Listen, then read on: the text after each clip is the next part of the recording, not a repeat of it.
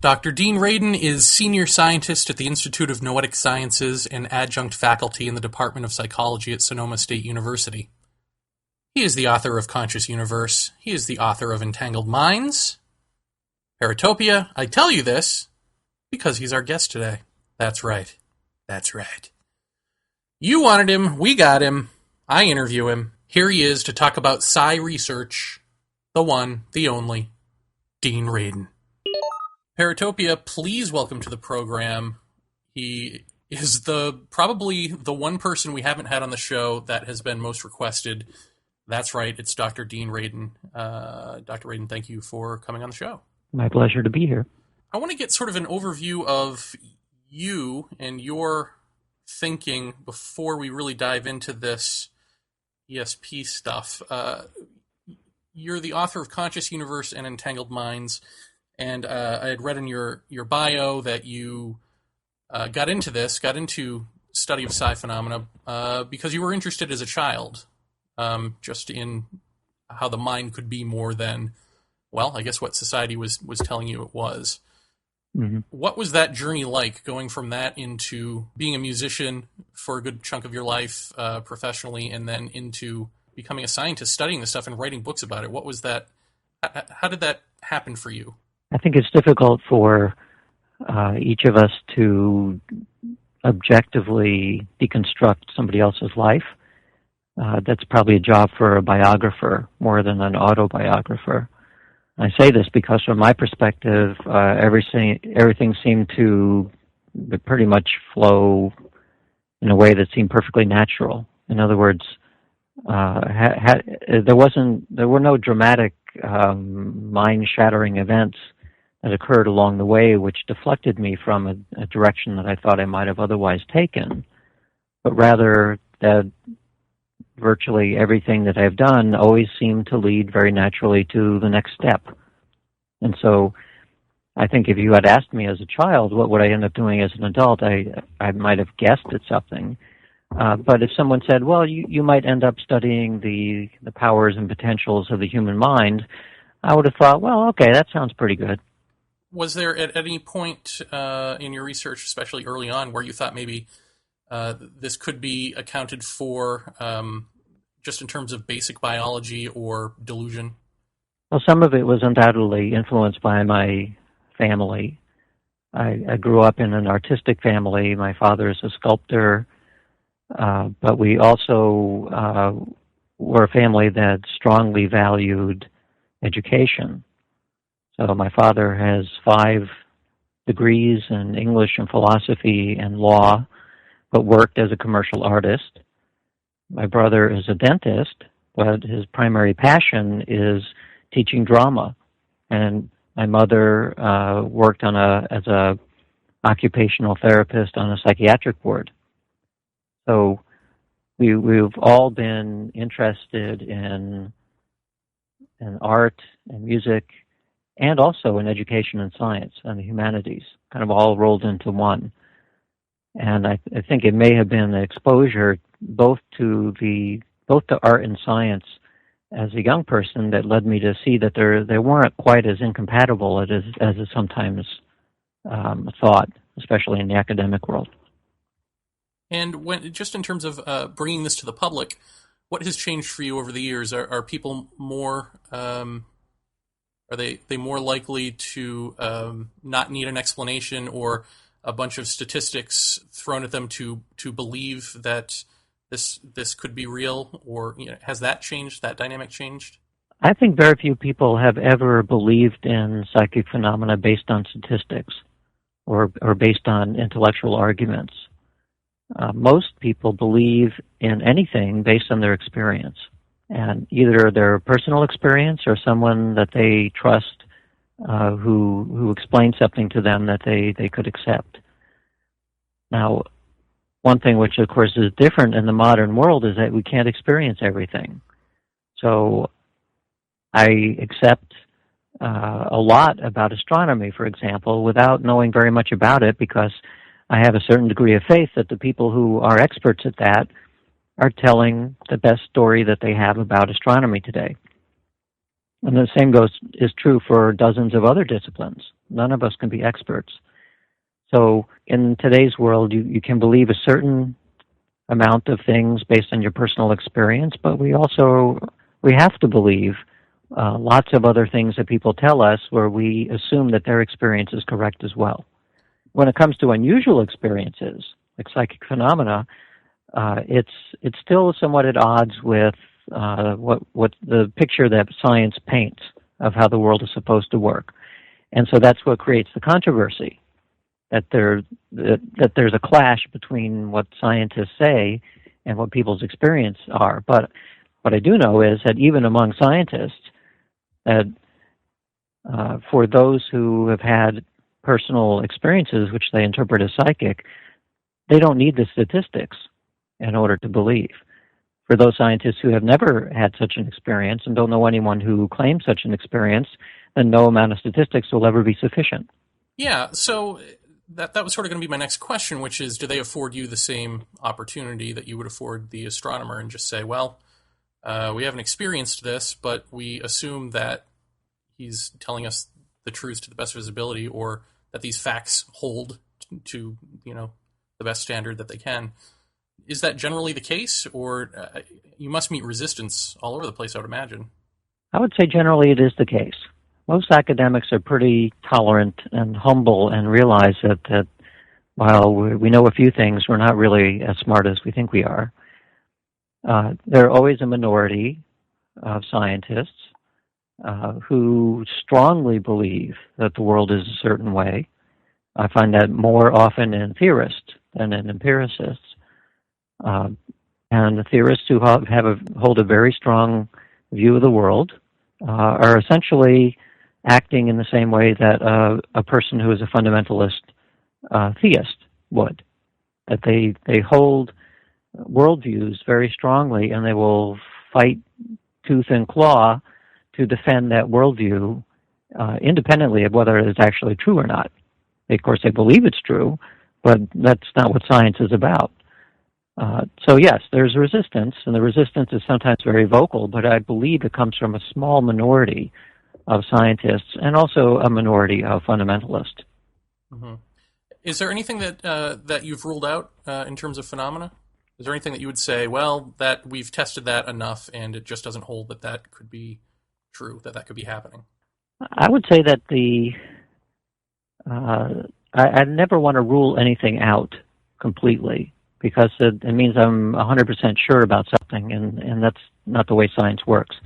What I can say is that we have different levels of confidence in reported phenomena, and at the far end, where I don't have much confidence, are things like levitation, or things like yogic flying, or invisibility, or a number of things of that sort. These are all macroscopic, huge effects that are sometimes reported. Certainly is reported in the yogic lore. And when we've tried on a few occasions to witness something like that under even moderately controlled conditions, we either don't see it at all or we see something and it's never repeated. So our confidence then in such stories is very low as compared to things which are not quite as dramatic, like telepathy, for example, but which are relatively easy to demonstrate in the laboratory and have been done many, many times. Well, the people who try to demonstrate, for instance, levitation, do they come to you and they say, look, I can do this, and then they can't? No. This is more cases where there are meditative traditions, like the TM tradition, which for a while was promoting the idea of yogic flying, which involves levitation. And so I've seen some of the best yogic flyers in the world, and I was not convinced that what I was seeing was any form of levitation. Right. Yeah, the bouncing up and down thing, right? Right. So, okay, ESP is something that you can prove or demonstrate repeatably in a lab. So why isn't that the end of that discussion? Well, the principal reason is that we don't have a theory yet that could explain why mind and matter interact. That's really the crux of it. It is not true, by the way, that there's no theory. Within quantum mechanics, for example, the quantum measurement problem is all about the interaction between mind and matter. It's not the only interpretation of that, but it is a respectable interpretation. So, there we have a very well-accepted physical theory which has a door cracked open towards something like mind-matter interaction. Mm-hmm. It's even a larger door cracked open with quantum field theory, but it's more complex, and even fewer people understand that.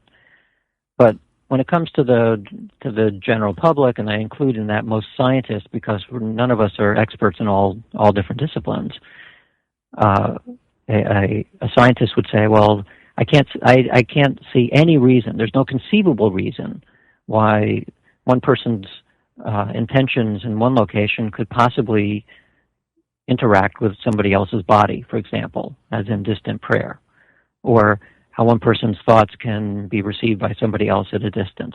They're to them, it's inconceivable.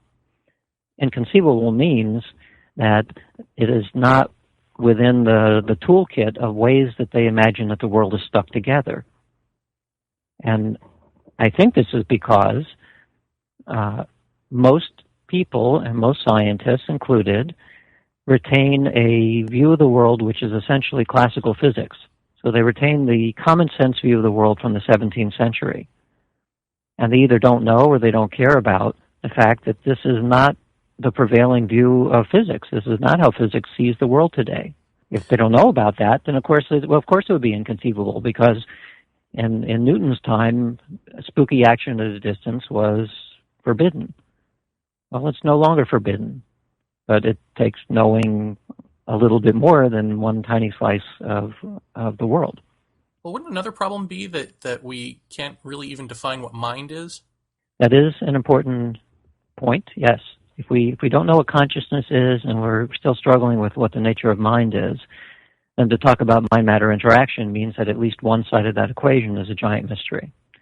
But on the other hand, while we don't have a good scientific explanation for consciousness yet, it is probably the one and the only thing which we have intimate knowledge of, and everything else is an inference.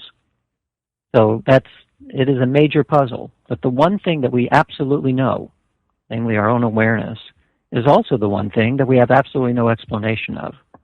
So yes, since that seems to be involved in things like perception and mind and intention, which is where psychic phenomena live, then we have a problem. And what do you do with just sort of these larger questions, I think, that loom in the air? Like I was listening to you talk in an interview about experiments using sensory deprivation chambers. Mm-hmm. If you have sensory deprivation and you're having something happen that is larger than you, then what are you at that point? What is the person? I mean, do you get into those sorts of questions? Who is the person witnessing or funneling past and future events through ESP? Right. At the point where thought is now not an issue, emotion isn't an issue, and your senses aren't an issue. Mm-hmm. Yeah, and you don't need sensory deprivation to get into that question. If telepathy is true, and if clairvoyance is true, then our notion of what we mean by the self, with a small s, the thing that you call I, is probably mistaken. It's a kind of an illusion. So from a neuroscience point of view, they would agree that a neuroscientist would say, yes, your sense of self is an illusion that's created as an epiphenomena of the activity of the brain. What I would say is that the epiphenomena is much worse than the activity of the brain, because what you think of as yourself is actually extended through space and through time. And that immediately raises notions like, well, then who am I? Am I a collective? I feel like I'm inside myself most of the time, but if I have a telepathic experience or I use clairvoyance, clearly I'm not just inside my head, and that no longer seems like it's completely tied to the physical brain. Mm-hmm. So this doesn't necessarily imply that we have a spirit or a soul or some kind of non-physical existence. It may imply, in fact, I think this is what it does imply, that our notion of what we call material and physicality is simply a very limited case of a form of existence that we don't have names for yet. Mm-hmm. Well, I mean, it seems that there might be this thing called being, in which all things exist. And so in being would be sort of that non-local state, I guess, and then we're local points within that non-local state. No? It may be. Maybe being and awareness are concepts which don't quite fit into a common sense physical world, and they exist beyond it in some way. Now, unfortunately, what I just said to some scientists will sound like I'm talking about religious stuff, and I'm not. I'm talking about simply ways of trying to use the current language and concepts that we have to talk about ways of being or ways of awareness that really are not locked into 3 dimensions and time, but are somehow unbound by that.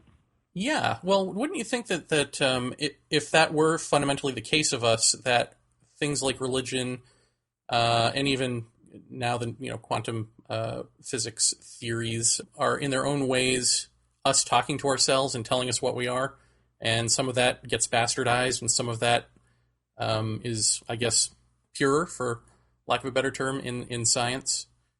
But it's really just us sort of talking to ourselves and saying, look, this is what you are.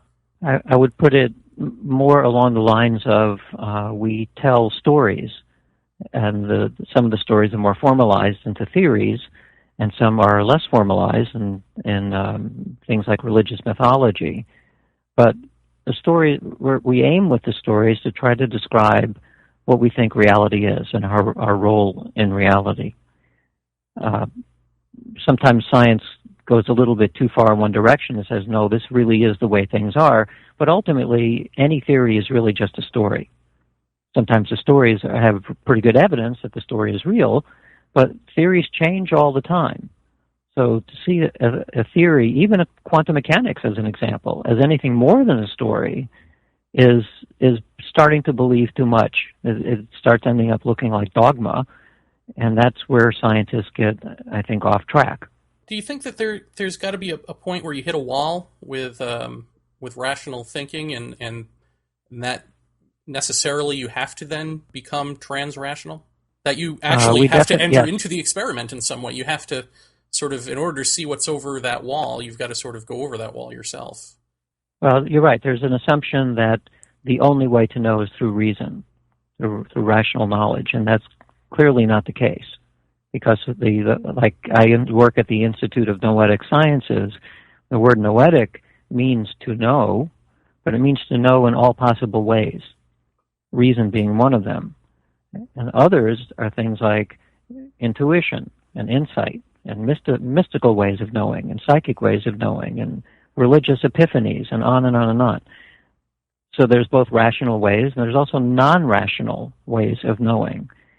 And notice I don't say irrational, but simply non-rational ways of knowing. And so, it makes a lot of sense to me that if you're trying to describe something which seems inconceivable, like the nature of our own awareness, that if you try to do that purely rationally, you're going to get stuck, because the problem is much, much bigger than can be grasped by rationality alone. And if you look at what some of the most famous scientists had said about the approach of science and what is possible to figure out versus reason versus intuition, you find basically every famous scientist you ever thought of or ever knew. Einstein is the one that comes to mind most frequently, and he explicitly said that the aim of a scientist is to figure out through induction and deduction, through reason, the laws of the universe. But you can't get to all of them by reason alone. You have to also rely on intuition. And so intuition is then not reason. It's not rational, and yet it's an extremely important component in coming to a closer sense of what is real. Mm-hmm. It's funny because I'm hearing my friend Teoxin Ghost Horse, who is a Lakota speaker, just saying, well, what's important about proving any of this? The Lakota have known this forever, Mm-hmm. How would you answer something like that, where to the Western mind, all this looks like maybe new data, new information. Now we're going to prove something that indigenous peoples perhaps already have been living with. Well, you get the same story from most religious traditions. I spent a month in India earlier this year, and The Indian philosophy basically has the same story. We've known this for thousands of years. And so what's the big deal? I would say that the big deal is that no tradition has the full story. It's not possible for any one tradition to have the full story because everyone's always enculturated, and culture creates blinders. Mm-hmm. And an easy way to see that is we all get very impressed by our iPhones and other technology. That technology is an expression of reality, and it's quite effective. And it shows. It's a way of demonstrating then in no uncertain terms that we, meaning Western science, have learned something new about reality. We're able to twist it in certain ways and do things with it, whereas ancient civilizations perhaps could not do that. And so what the difficulty is that we get so enthralled by our toys that we tend to throw the baby out with the bathwater and don't pay enough attention to ancient wisdom, which is telling us something about other important things. So what I try to encourage both scientists and the indigenous people to do, and I think many, of course, understand this, that what we really need to do is create a synthesis where we take the best of the best from every culture and we try to bootstrap ourselves into an even better understanding of the way that the world works. And that may be a world with iPhones or beyond an iPhone, but it would also be one where there's a whole lot more compassion and tolerance in the world because we've learned a little bit more wisdom as well. Mm-hmm. And where does DMT fit into your research, or does it? You mean the psychoactive drug DMT? Yes. Well, I haven't done any experiments with psychedelics because, among other things, it's illegal unless you get special permission. Well, just the fact that we produce it in our own bodies. I mean, does that do anything for you? Does that tell you something? Well, in that sense, I think that we produce a lot of psychoactive elements in our bodies. But even thinking of it as an external thing you might take, a synthetic form, or even a natural form like a mushroom, those are, I think, important because they demonstrate, usually in a very forceful way, like hitting yourself over the head with a brick, that there are many, many ways of perceiving the world. And I mean, I pay a lot of attention to the fact that the recent studies using psilocybin, for example, in people with serious illnesses, most of the people who take those psychoactive drugs afterwards rate the experience as one of the most important in their entire life. Mm-hmm. And oftentimes it's because they get an in-your-face experience of reality which is so dramatically different than our ordinary state of awareness that it's no longer their belief about things, but it's their personal experience, and that is always the strongest driver of the way you perceive the world.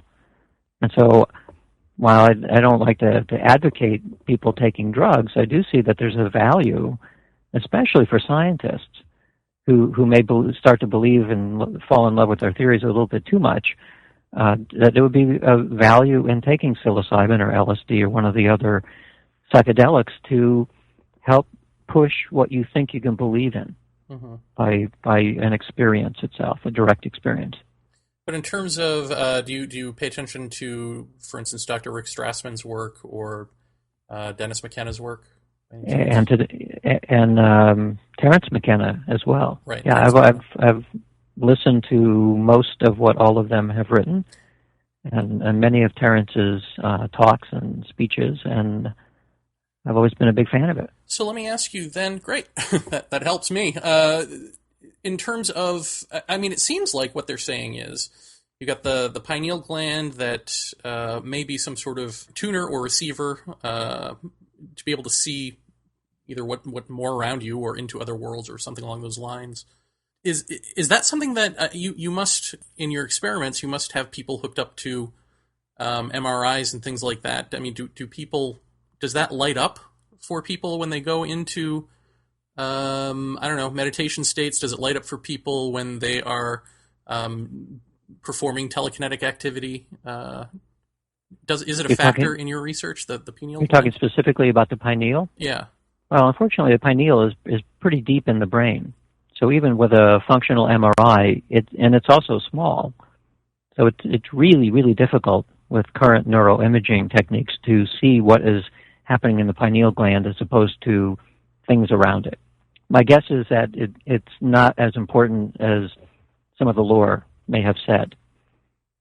When we look at using either high-density EEG or functional MRI, when people are in ecstatic states and other meditative states, the whole brain is involved. You know, the old saying is that we only use 10% of our brain. Well, that's not true. We use 100% of our brain all the time.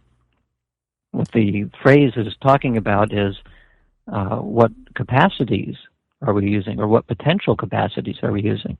And there, we probably are using a small proportion of our potential, but the brain, most of the time, is actually fully engaged in keeping your body alive and in perception and cognition and all the rest of it.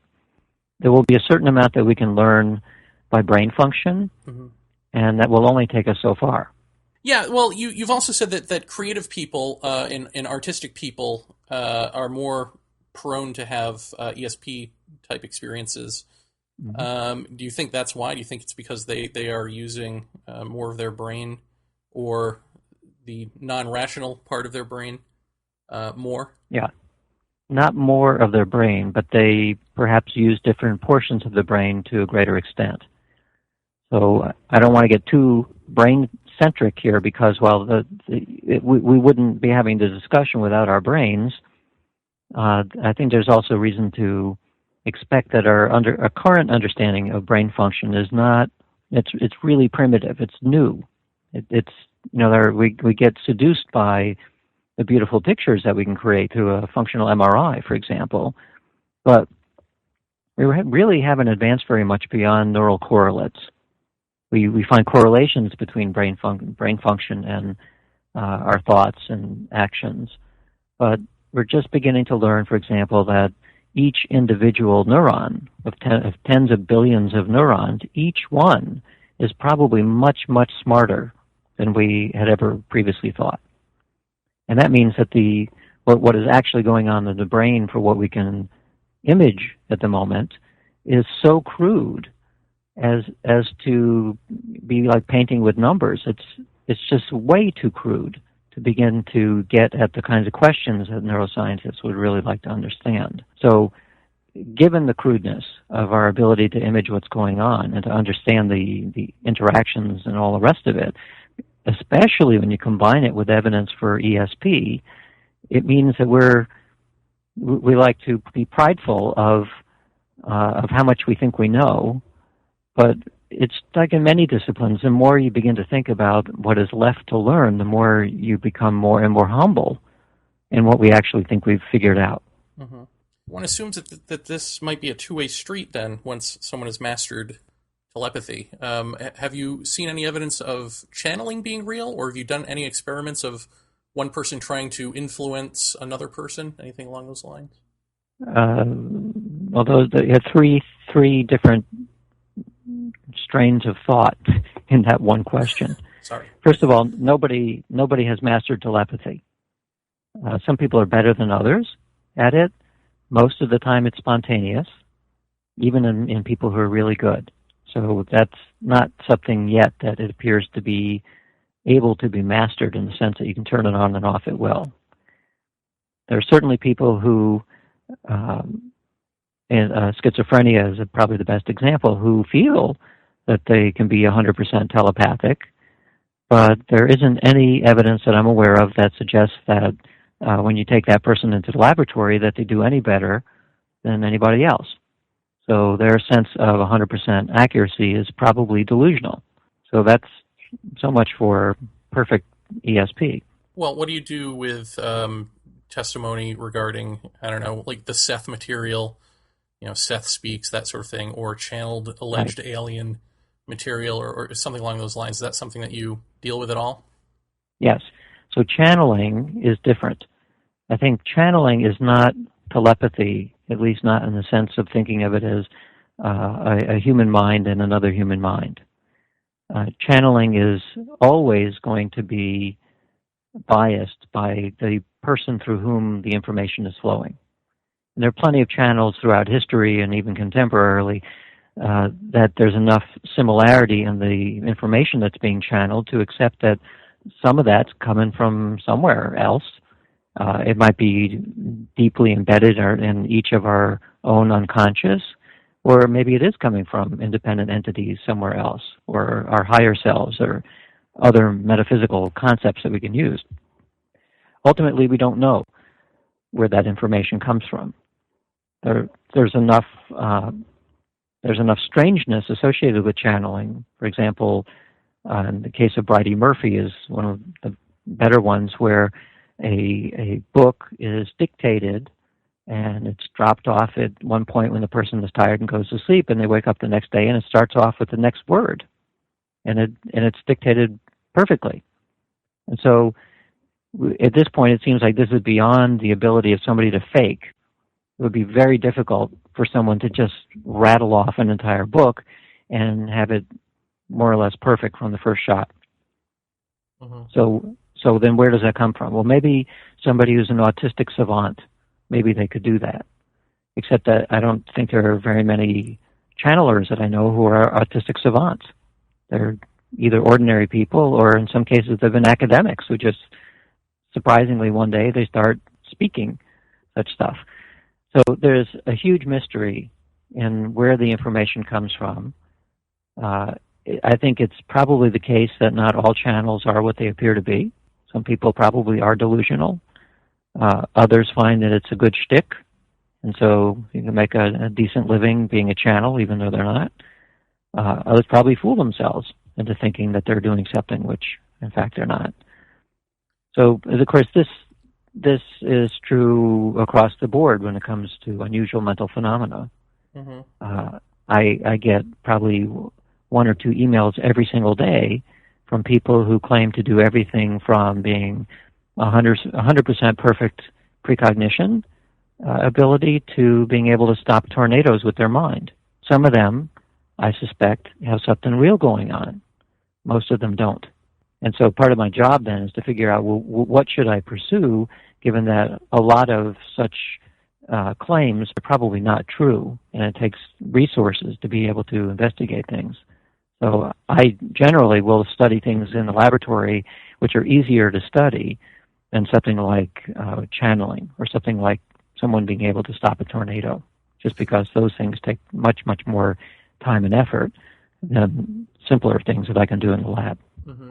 So do you think that the case for remote viewing is made by men like Joe McMoneagle? Do you think that that's overblown or overstated? No. And in that case, it's because I know Joe pretty well, and I've seen Joe in action. And so my first-hand experience tells me that what Joe says is actually correct. And it's more simply than what he says, because he's been tested many, many times, including in controlled experiments. And what he does within an experimental context and what he does outside of the experiment are pretty close to the same. And so there's a difference where somebody might claim that they could levitate, for example, but then either they can never catch it on film, or they catch it and it doesn't look suspicious, or the bottom line is they can't do it under controlled conditions. But by contrast, some remote viewers, not all certainly, but some, can do the same level of high functioning in a controlled environment and also in non-controlled environments. So that's why I have confidence in remote viewing, although, as I said, certainly not everybody has the same level of talent. Well, do you put the same stock in remote viewing things that are landmarks, for instance, at a distance, as you do predictions for future events? Because I know I've read Joe McMoneagle's book, and I don't remember the name of it off the top of my head, but it's mostly, especially the second half, is all predictions, and he gives dates for when certain things are going to occur, and I can't think of any of them that have occurred. So, what do you do with that versus what you're seeing him do? In precognition, what is reasonably clear is that the farther out the prediction goes, the less accurate it is. And so there's at least two reasons and this is based on empirical data. So the two possible reasons for that happening is that the future is probabilistic. It's only tendencies to occur, and it doesn't actually become fixed until it does occur. So the future may be probable, or that precognition is not very accurate. Just like clairvoyance usually is not really that accurate. It's accurate enough to be able to show it in the laboratory, and occasionally you get a wildly successful result. And even in remote viewing, occasionally you'll get a wildly accurate precognition. A case like Joe's description of the Typhoon submarine is a good example, where a hidden object in a building turned out to be this massive submarine that he correctly described using remote viewing. And then he correctly described what would happen to that submarine over the next 9 months. And he turned out to be correct. But that doesn't happen all the time. So, as I said, it either means that the nature of the perception is simply too variable to be highly reliable, or, and I think this is also true, that the future is not fixed. The way we think of events unfolding in time is that at any given moment, everything is probabilistic. Some are much more probable than others, but the further you go out, you can think of this now as a branching structure. At each moment in time, there's a new branch, a probabilistic branch, that things could go this way or that. And it doesn't take long, hours perhaps, for the future to become such a chaotic mess of probabilities that there's very few things that you can predict with high confidence.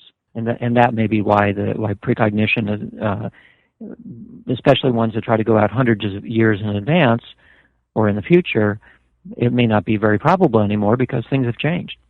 Okay. So we sort of did an overview of some of these things. Let's get into the sciencey stuff. Entangled minds, you're talking about quantum entanglement. Can you tell us what that is and tell us how it applies to all that we're talking about here? Quantum entanglement refers to a mathematical prediction based on quantum theory, on the equations themselves, in which if two or more particles interact, and the equations used to describe the interacting particles is now a more complex equation, which includes a component which talks about both or refers to both of the components, and that part of the equation never goes away. And so two photons or two electrons or two somethings interact and they go on their separate way, and the equations predicted that this common element never goes away anymore. Well, that's quite different than in the classical world, where you can imagine things are like billiard balls. They smack into each other, but they go on their separate way, and now they're independent. Quantum entanglement said that things that interact are no longer independent. They're related in some way. And so for at least 30 years after the development of that concept using the equations, it was thought that this was yet one more example of equations that predicted weird stuff that probably wasn't true. It's like a quirk of the mathematics, perhaps. But then starting in the 1960s, when John Bell, the Irish physicist, developed Bell's theorem, or Bell's inequalities, it's sometimes called, he found a way to test to see whether or not this strange entanglement idea, which Einstein called spooky action at a distance, whether that was in fact true and testable. And so the experiments have been done starting in the 1970s, and by now most physicists fully accept that entanglement is a real phenomena. In fact, it's gone beyond the laboratory and is going into technology already. And what it means is that, at least at an elementary particle level, that things interact and they're no longer independent. If you push this idea a little bit, it means that when you try to understand the nature of matter and energy, and you keep, as science likes to do, it breaks down stuff and looks at it in deeper and deeper levels. When you get deep enough, you find that our whole concept of independent objects that exist not only independently of themselves, but also exist independently in time, that breaks down, and it's no longer true. And it creates a different picture of the fabric of reality, where the new fabric, this deep physical fabric of reality, is holistic, and it's completely interconnected both through space and time. And that seems to be borne out again and again by every experiment that anyone has been able to devise so far. And given that that's the case, then it seems that if our experience, if you imagine that experience comes out of the very small, out of the microscopic world, if we could experience that directly, then the nature of that experience would be very similar to what we call psychic and mystical experience. Because both of those experiences are saying that while common sense tells me that things appear to be separate, that's not what these phenomena tell us. The phenomena telling us that things are not really so separate, and not separate in time or separate in space. So that's somewhere between an analogy and a metaphor that I use to, in the phrase entangled minds, to show how at a deeper level of physics than what we tend to see in our everyday world, psychic phenomena begin to make a lot of sense. It seems like we're going from autonomous individuals into no, things work in relationship, into no, actually everything is one thing, this one energy, or however you want to describe that. If that gets proven, then does that change us? I mean, are we as a species finished being individuals? Well, in science fiction, the idea of the hive mind, like in the Borg, this is seen as something which is repulsive, and we have to reject with every ounce of strength to retain our individuality. And so there's something about being human which probably through shaping by evolution where we have to survive at all costs, and that also means our ego has to survive at all costs. And it allows us to survive perfectly well, but it has also created an enormous amount of suffering in the world through ego. I mean, the whole issue of tribalism and us over them and all that comes about because of our sense of being separate. If we moved into a world where we actually knew, and not just intellectually, but through personal experience, we knew that we were connected in some important way, then I suspect that it would lead to something like a hive mind. I mean, if you remember in all of the movies about the invasion of the body snatchers, and including even in the Borg and Star Trek, that from inside their point of view, everything is perfectly fine. It's like it's the best way it could be. There's no war, there's no conflict, things are efficient. So doesn't that sound pretty good? And yet, the way that the stories are written is that this is the worst possible thing that could happen, and you have to resist it. So, we're still maybe at a stage in the evolution of our species where we still have to resist even the concept of this. But I kind of suspect that evolution keeps going and the way that science keeps advancing, that we will find that there is a kind of a hive mind. We probably won't end up calling it that, but that is a much, much more efficient way of being. And what it would be like from our individual point of view, I don't know. Maybe there is no individuality anymore. Maybe it becomes Gaia. Gaia as a planetary awareness. Maybe that's what we identify with. Of course, I don't know that any of this is true, but I suspect we're that shooting it would around lead... some ideas here. But let me ask you this, because now this just came to mind here. If that happens, if we reach a point where we become a hive mind or a oneness mind or something like that, then at that point, do we then realize that time didn't exist, that it was really a bunch of individuals, like almost like tentacles or tendrils, sort of moving our way up to this oneness thing that was always the case? So in other words, the oneness was always the case, and we were the things that were, living in the delusional state of believing that it wasn't the case.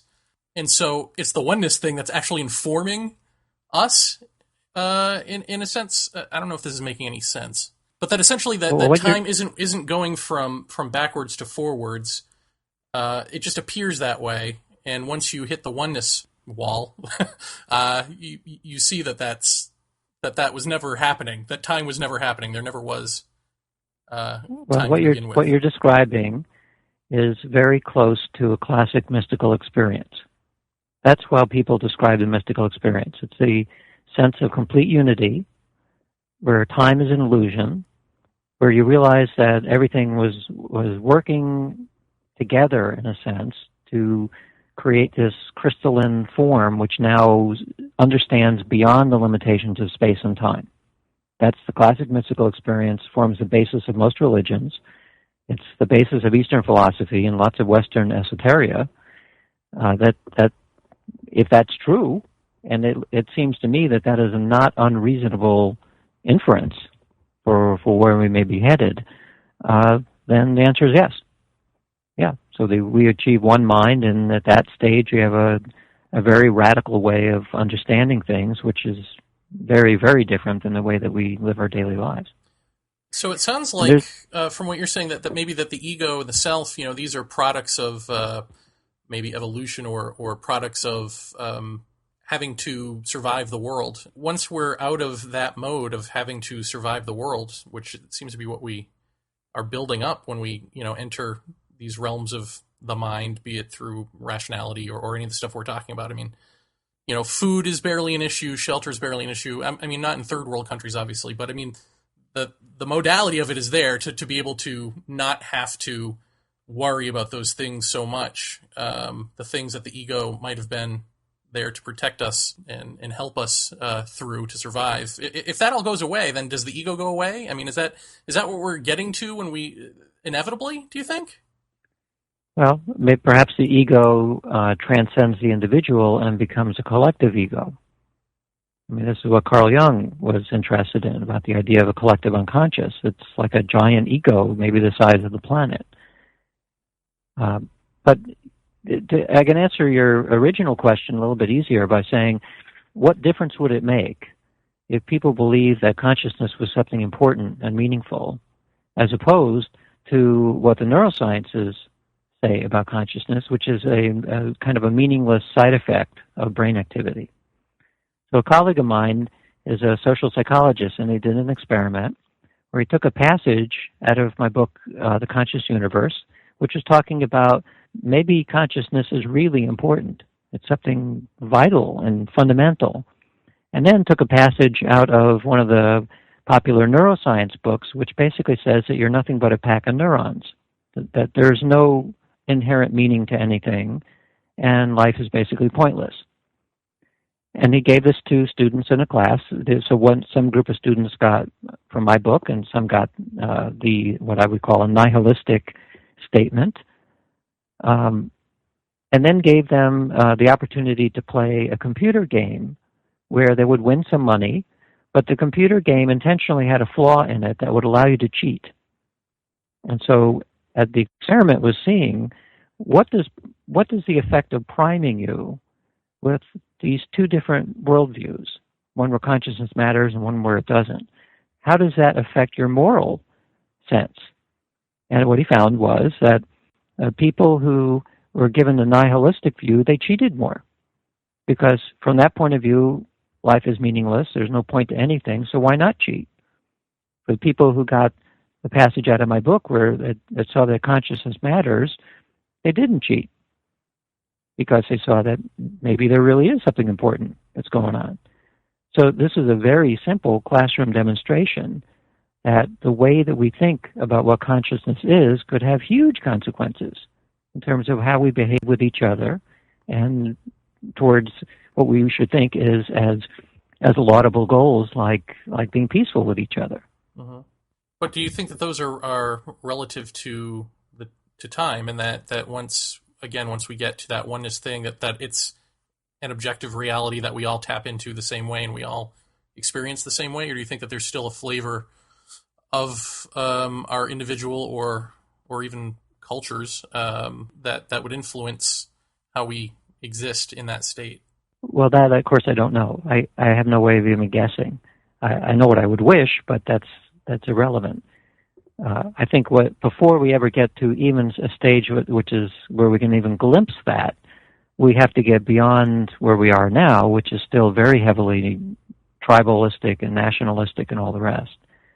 So one of the reasons why I think that's at least studying the nature of consciousness is important is because it does change our sense of meaning and purpose, and that changes the way that we act, and that changes our politics and our business and everything else.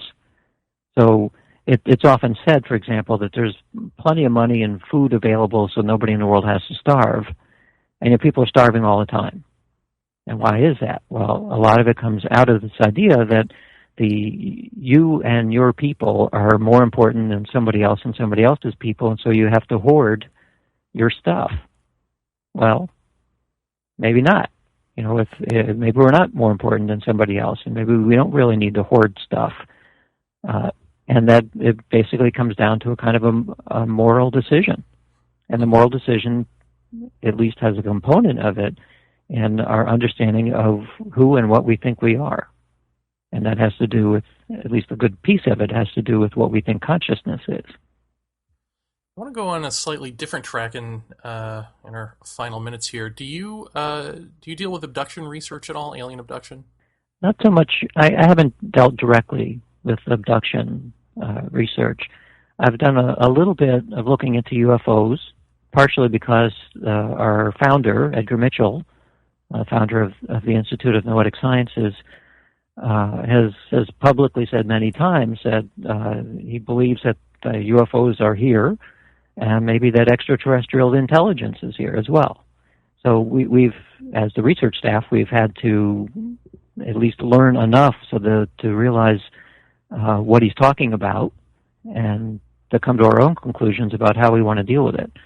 So a couple of years ago, I wrote an article on the UFO enigma, and after reading a lot and talking to a lot of people, I didn't come to quite as strong a conclusion as Edgar did, but I think I do agree that the UFO issue is a serious topic that deserves serious study, because something's going on.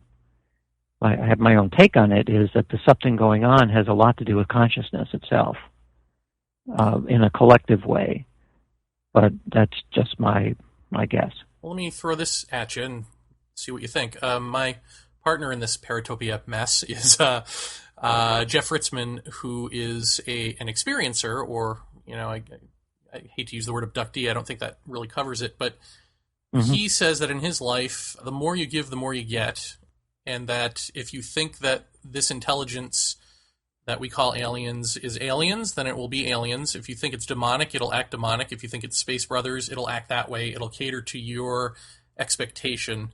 What does that say to you? If we really are talking about some sort of advanced intelligence, does that imply anything to you, just off the top of your head? Yeah, I think what he said is right. That if you imagine that there are other forms of intelligence, perhaps ones that are much bigger in some dimension than the way that we think of as big, then if an individual has an encounter with that kind of intelligence, the way it can express itself is through going crazy, or through channeling, or through feeling the presence of divinity, or a mystical experience, or an abduction experience. Many, many different kinds of ways that it could express, because it's like taking 2,000 volts and trying to stick it through something that can only handle 100 volts. Something's going to blow in the process. If you're lucky, it doesn't blow you up so much that you can't come back, but the effect of that encounter would certainly change you in some way. So I think maybe that's what's going on in these kinds of incidents. Let me turn this over here, in a way, to one of our listeners, Sandy, who is a huge fan of yours. And I told him you were coming on the show, and if he had any questions, I would gladly ask you. And he has a few, so let me call them here. One of them is, he says, the spoon bend. Dr. Radin blogged about being at a PK party and reports bending a spoon in a very decisive way, despite being skeptical about the possibility of macro PK. I'd like to know more about this. How can this possibly fit into his worldview? He thinks we're all entangled at the quantum level, at least as far as our brains are concerned. Do you know what he's talking about, and how does that fit into your worldview? Yeah, the spoon bending parties are parties where people get together to bend spoons, and it's done in a lighthearted way with a lot of laughter and so on. And I had heard from some of my close colleagues that they had seen people do something which I considered to be probably impossible, namely to bend the bowl of a spoon in half just by pinching it between their fingers. And I was curious, of course, and pushed a little bit to question my own beliefs, because these are folks I knew that were pretty serious and also good observers. So I decided I needed to see this firsthand in order to accept it. And I attended a spoon bending party, I think it was in 2000, with the intention of watching somebody closely who claimed to have been able to do this bending of a bowl of a spoon. And I also had a spoon and was holding it in the same way that she was, and hoping to see her bend it. But instead, I ended up bending it. And so, of course, this, in retrospect, is a better experience because I can't deny my own experience. And I did have the presence of mind at the time to look immediately to see if there were indentations in my fingers, to see if I had done it by force. And there weren't. There was no indication that I had done it by excessive force. In fact, later I went to get the same kind of spoon and to measure how much force is necessary to actually do the bend. And I had trouble with two pairs of pliers to reproduce the bend. And when I did do it, the look of the bend is very different. You get cracking and discoloration at the side of the bend. Whereas in the spoon that I have, it's completely smooth around the bend. So I don't have a good explanation for what happened. I just know that it did happen. In the meantime, other colleagues have said things like if I've taken a 1/4-inch aluminum bar, which tends to be very, very stiff, and you can easily see whether it's been bent by just rolling it on a flat surface, and they've bent that. And that takes a huge amount of force to do that. So whatever's going on here is not requiring frank force. It's something else happening. Let me give you one more of his questions. The double slit attention/intention experiment. He was doing some work to put meditators as the observers in a classic double slit experiment. I'd love to know more about that. Is there more to know about that? Well, it's an experiment that's ongoing. I've been doing it for about 1.5 years, and we have about another 1.5 years to go before I publish anything on it. The latest new thing that we've added onto this is that, first of all, we see that meditators do much, much better than non-meditators. I think the reason is that meditators simply are able to pay more attention to the task, because almost all of the tasks that I ask people to do in the laboratory requires a certain degree of attention. Meditators are involved in attention training, so they're simply able to do it better. I think that's why they do psi experiments better as well. So we're looking at meditators being asked to interfere with an interference pattern in a double slit device. And the new element is that we're taking their EEG simultaneously. And what this allows us to do is look for correlations between EEG measures of attention and changes in the double slit pattern. And we've done a couple of sessions so far, and we are seeing correlations, which is really good because it means now we have an objective way of measuring what's going on in the mind side with the EEG, and also objective measures on the matter side in terms of what's happening in the double slit. And by being able to look at the correlations on both sides, we're beginning to learn more about what mental states are best correlated with the physical changes that we see. And what that offers then is the possibility of using neurofeedback to train people to get into those states where we see the larger effects. So that's ultimately where I want to go, but that's more than 1 year away until we get to there. And I guess my final question to you is, do you deal at all with subtle body systems, chakras, kundalini energy, that sort of thing? Where does that fit in any of this discussion? Well, of course, I'm familiar with all of those concepts, but I don't pay a whole lot of attention to it because the form of psychic phenomena that I'm interested in is non-local stuff. And whereas a lot of concepts having to do with subtle energy, which is related to chakras and so on, that is more like close-up stuff. That's biofields and bioelectromagnetics and interactions between things that are relatively close. I'm more interested in, because it's more of a challenge to the scientific paradigm, I'm more interested in things that happen at a far enough distance so that conventional ways of thinking about interactions, like bioelectromagnetics, those are much, much less likely as viable explanations. And so that's why I tend not to pay too much attention to body-related stuff, but more to mind at a distance related stuff. Well, Dr. Radin, thank you very much for coming on the show, and I feel like we've accomplished something here, just in that, again, you're like the most requested person I've ever seen, so I don't know. Well, I don't know if I did my that. part as an interviewer in this interview, but you certainly did your part as the guest, so thank you. No, you asked very good questions. I've done so many interviews I can't even count anymore, and it's always refreshing to do an interview where the point of it is not simply to rehash evidence, because I've done that forever, but rather to get more into details on, well, what would you think is the implication of this? And right. What about that? That's, to me, it's much more interesting because I'm beyond having to deal with evidence at this point, even though that's what I do in the laboratory all the time. I think the more interesting questions is, well, why does it matter? Right. And that's the kind of questions you were asking, which I appreciate. Thanks very much. And to learn more about Dean Radin and keep up on all of his doings, you can go to www.deanradin.com to learn about the Institute of Noetic Sciences, of which he is a member, www.noetic.org. Noetic is spelled Noetic, noetic.org, or deanradin.com. For your fill of all things, Dean Radin.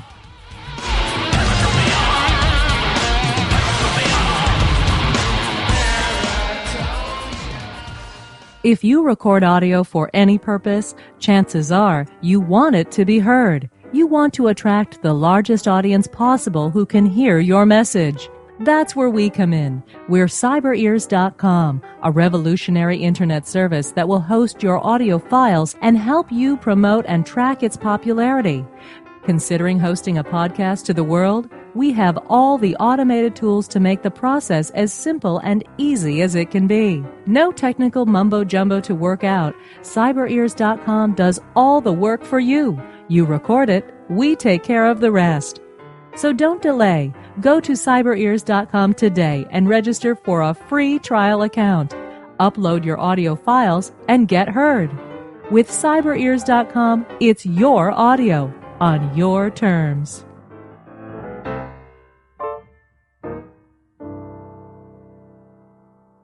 Hey, this is Stacy. This is Wes. Be sure to check us out on the Black Fridays podcast, where we explore the esoteric one conversation at a time.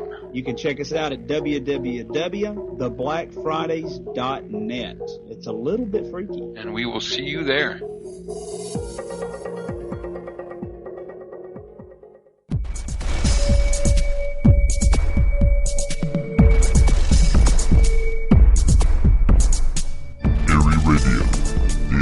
For esoteric research and investigation into the enigmatic. Eerie Radio is a weekly podcast that features interviews with the world's leading paranormal researchers. Download episodes of Eerie Radio from your favorite podcatcher or directly from the show website at www.eerieradio.com. Eerie Radio. Listen, learn, laugh.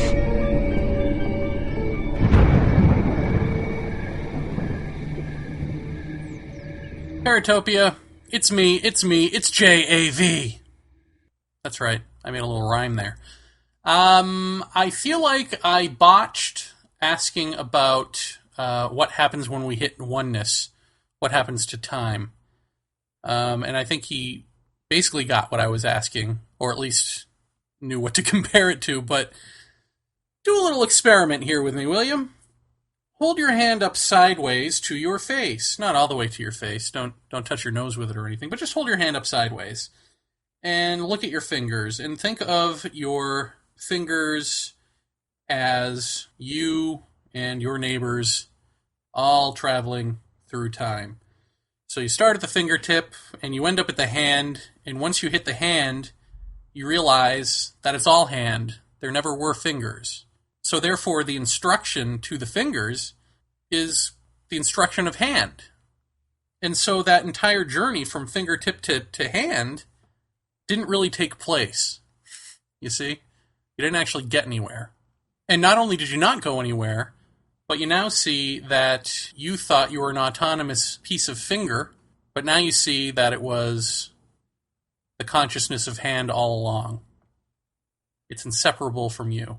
And in fact, the only difference between you and hand was the fact that you, until you saw it, had the ability to block it out, to live in denial of the whole hand.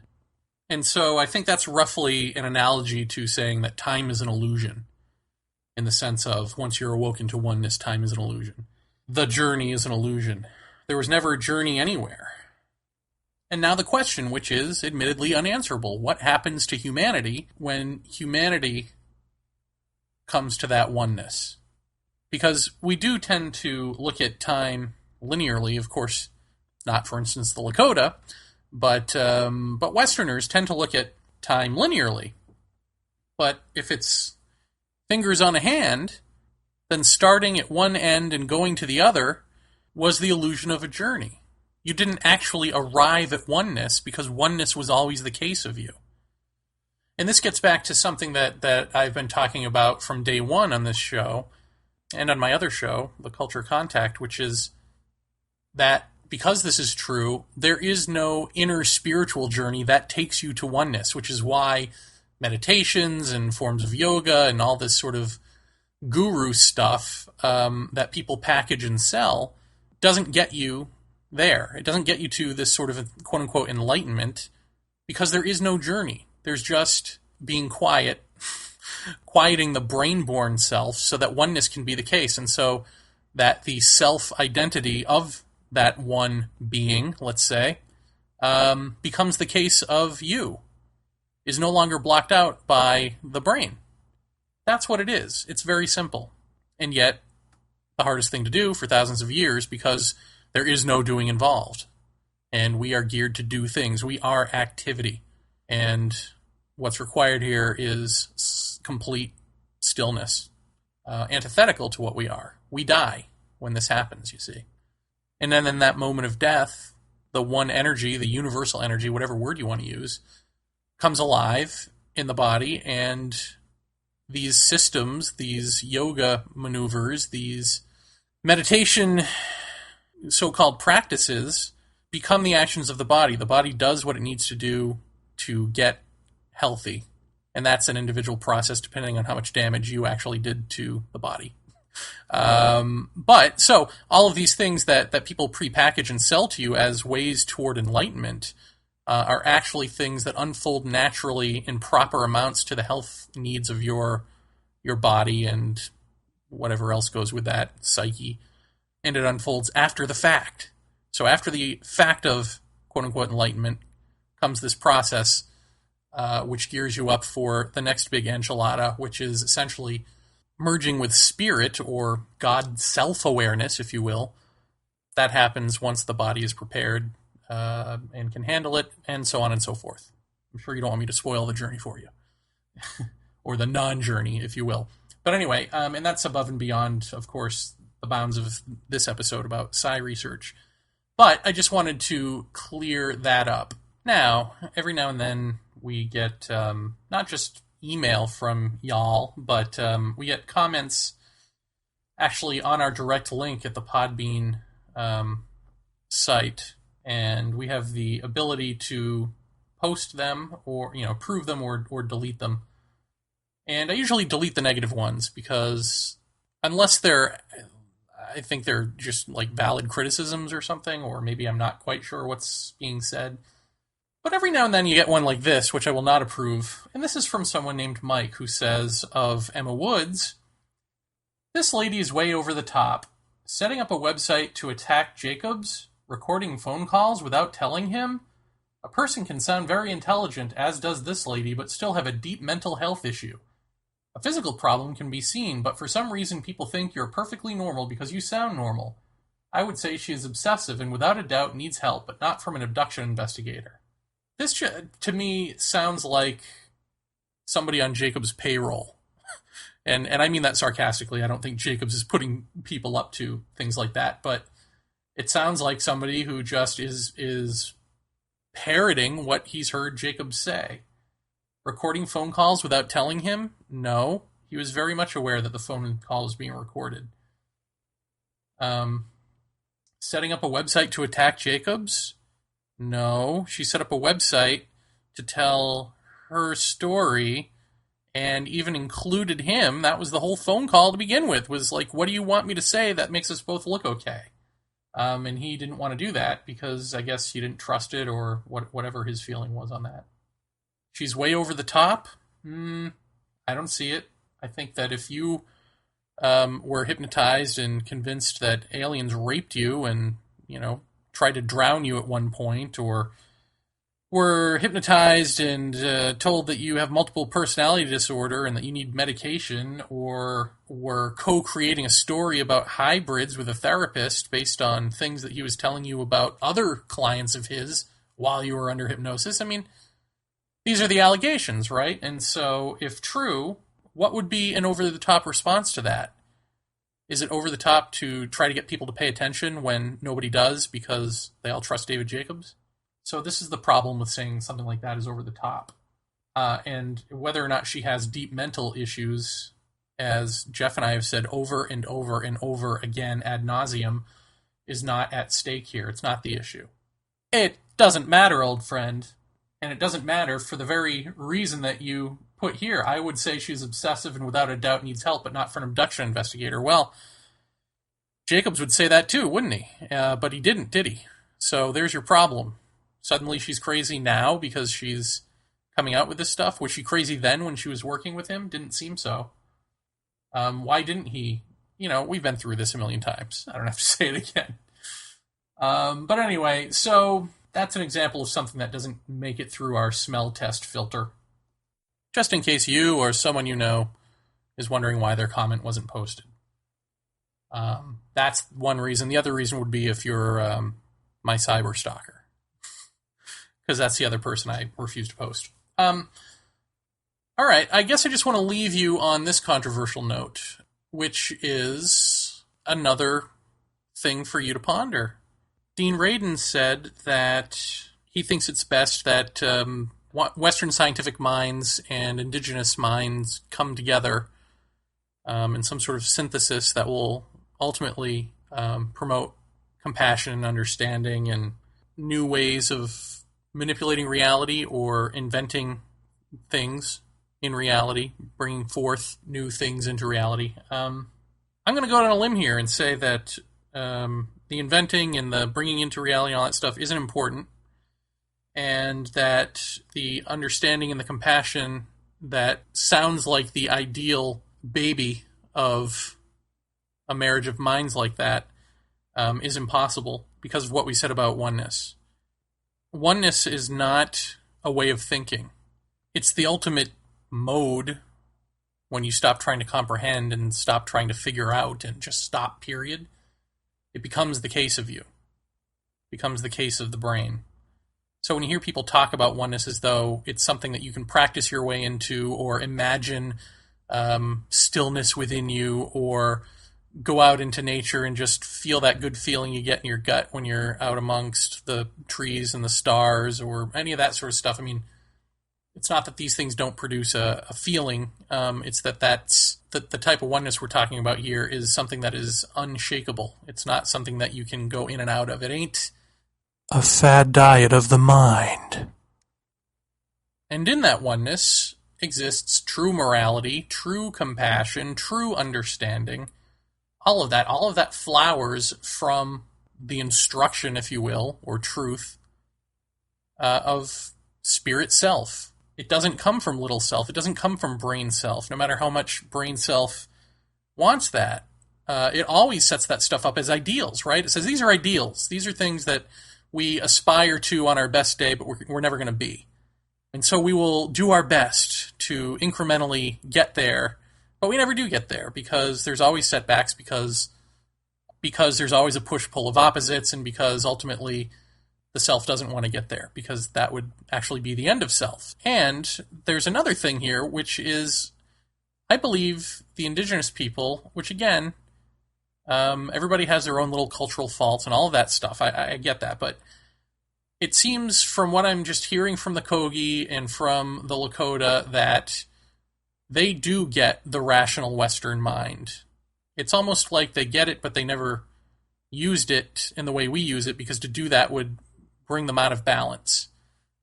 And so I think all of these, I'm just not convinced that these gadgets that we build and even housing, I mean, the things that we take for granted as great and that I love personally, I love having a house and I enjoy computer and TV and all of that as much as I complain about them.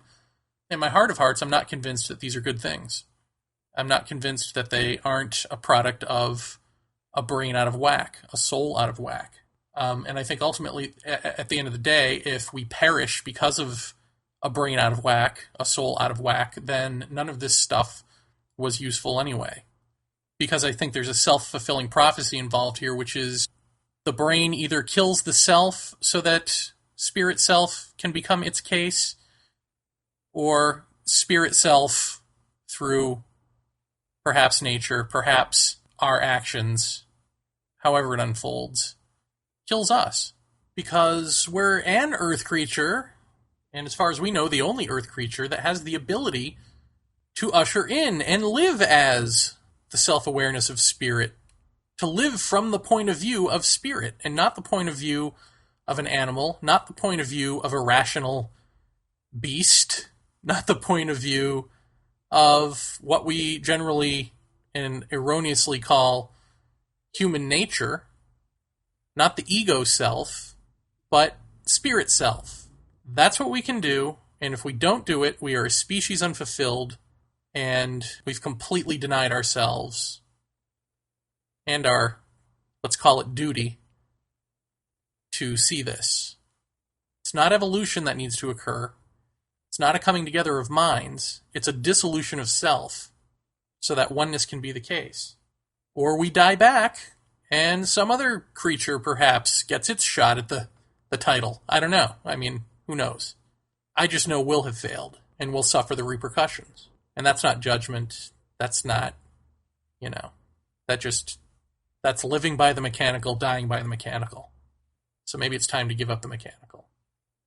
So if Dean Radin or any scientist or sociologist studying this type of thing, looking into these types of issues and trying to make a study of it, make a synthesis of it, make something of it that we can bring into our rational world, I have a request, which is stop.